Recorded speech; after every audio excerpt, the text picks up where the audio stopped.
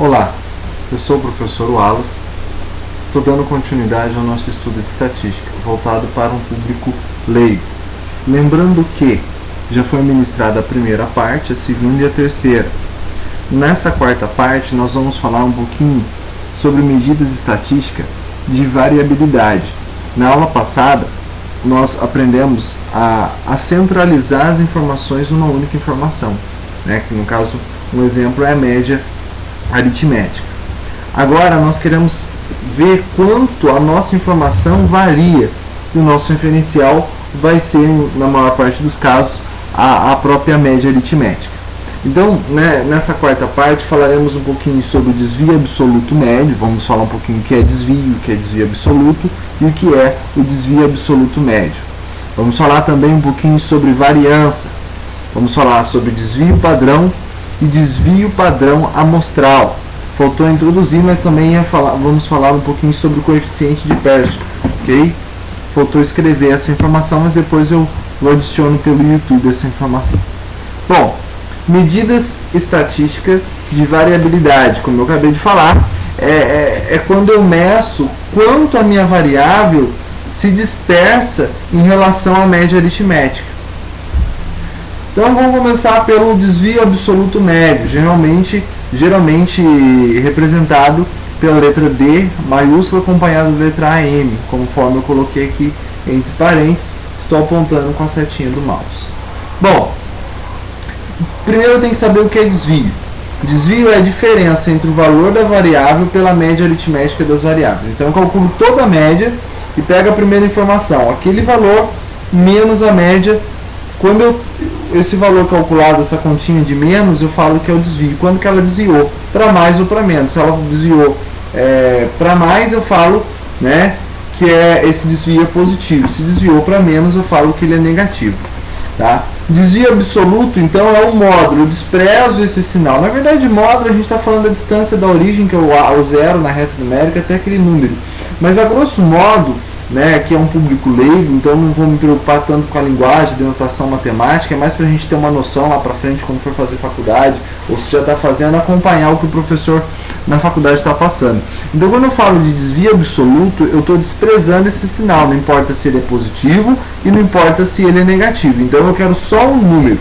E desvio absoluto médio, eu calculo todos esses desvios, desprezando o sinal, se é positivo ou negativo, apenas o quanto ele é maior ou quanto ele é menor em relação à média aritmética. Eu somo todos eles e divido pelo número de elementos dessa amostra, que compõe essa amostra. Então, seria a média aritmética entre os valores dos desvios absolutos. Então, eu tenho um desvio absoluto médio. Vou dar um exemplo, vou contextualizar. Nas 5 provas realizadas, Leonor obteve 8 de média aritmética. E suas notas foram 8,5, 9,5, 8, 7 e a última nota 7. Então temos aí um conjunto das notas do nosso amigo Leonor e a média dele. Se você tiver dúvida, é só somar todos os valores e dividir por 8. Bom, desvio, né? O que é esse desvio? Quanto que ele desviou? Então eu pego a primeira nota, que foi aqui 8,5, e subtraio a média, que é 8. Eu tive 0,5 positivo, isso quer dizer que é 0,5 acima da média. Tanto é que o valor da nota está acima da média aqui, é uma questão até óbvia aí. 9,5 menos a média, que é 8, deu 1,5 positivo, então ele tem 1,5 acima da média.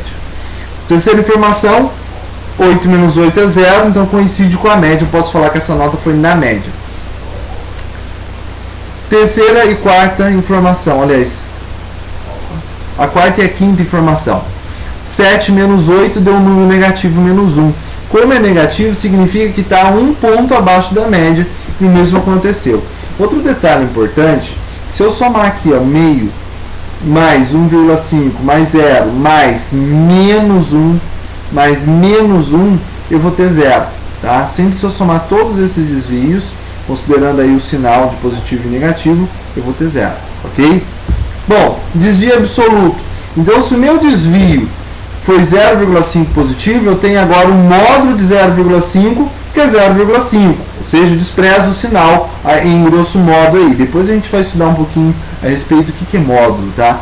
Mas a princípio aí, para quem está começando a estudar agora estatística, vamos falar que a gente está desprezando o sinal. Então aqui eu tenho 7, o desvio de 7 seria menos 1 negativo. Então o desvio absoluto vai ser o módulo de menos 1, que é 1 positivo, ok? Então despreza o sinal, seja positivo ou negativo, considera só como positivo, ok? Variância, que vem a ser variância, também é uma outra forma de medir o quanto cada termo vai se afastar da média aritmética. Em outras palavras, está aqui o texto curto, né? Outra medida que indica o afastamento dos elementos de uma amostra em relação à média aritmética. Pessoal, não se assusta não, mas essa informação aqui eu estou falando o seguinte, que eu estou pegando todas aquelas informações que eu tinha antes do desvio absoluto e estou elevando ela ao quadrado, cada uma individualmente elevada ao quadrado, somando com com a próxima, né, com o seu sucessor, também elevado ao quadrado, somando com o seu sucessor, e depois dividido pelo número aí da amostra, pela quantidade de termos que eu tenho na minha amostra. Um exemplo prático, ainda voltando para aquele exemplo, vou calcular agora a variância do conjunto de notas de Leonor. Então eu tinha lá uma variância de 0,5 em relação à primeira nota, né, que era 8,5, 1,5 em relação à segunda nota, 0 da terceira, que ele tinha tirado 8, 8 menos 8, menos 7, que é menos 1, que a nota era 7, 7 menos 8, menos 1. E menos 1 de novo. Repare que eu coloquei todo aquele desvio e cada termo aqui agora elevado ao quadrado, como são 5 informações, dividir por 5, são 5 elementos da minha amostra. E tudo isso dividido por 5, eu vou ter então 0,9. Então estou explicando aí a minha forma, é a somatória de cada um dos desvios elevado ao quadrado cada um dos termos, ok? E o desvio padrão nada mais é do que se eu pegasse essa informação que eu fiz agora há pouco, que foi a variância, e tirar a raiz quadrada dela. Geralmente o desvio padrão é representado pela letra S. Aqui nesse caso, eu estou dividindo ainda por N, né, no meu caso aqui 5, por quê? Porque eu estou trabalhando com toda a população ali. Então eu não peguei uma amostra das notas de Leonor, eu peguei daquele bimestre todo que eu estou considerando, então toda a minha população seria 5 notas que eu utilizei. Como eu utilizei todas, eu dividi por 5, meu N foi 5, muito importante isso. Então eu já calculei aqui, né, a minha variância que deu 0,9, ok, 0,9, e só apliquei na forma. Tirei a raiz quadrada da variância, a raiz quadrada de 0,9 é aproximadamente 0,948, ok? Aproximado, tá? Não vou considerar todos os dígitos aqui, porque não tem necessidade disso. Desvio padrão amostral. Então, se eu estiver trabalhando por partes da amostra, suponhamos que eu quero considerar a nota dele do ano todo, ou da vida toda de Leonor, partindo do pressuposto que ele tem 77 anos, o que eu vou fazer? Vou pegar algumas partes da vida dele, colocar essa informação aí, só que na hora de dividir, eu não vou dividir pelo número total dos elementos da amostra, eu sempre subtraio 1. Então, se o total foi ali da amostra foi 27, eu tiro 1, divido por 26, ok? Então, aí quando eu estou trabalhando com a amostra, é sempre n menos 1 aí no denominador, ok? Aqui embaixo, Bom, Pearson, que eu falei, coeficiente de Pearson, né? Não coloquei no enunciado, mas eu estou falando dele também. É a medida de variabilidade relativa que tem como principal finalidade comparar a variabilidade entre duas ou mais amostras ou variáveis. Então seria o desvio padrão, né, amostral, populacional, depende, dividido pela média, geralmente representado pela letra CV junto. Então eu estou dando um exemplo contextualizado agora. Uma empresa de usinagem contratou temporariamente 39 funcionários, os quais foram divididos em 3 equipes de 13 pessoas.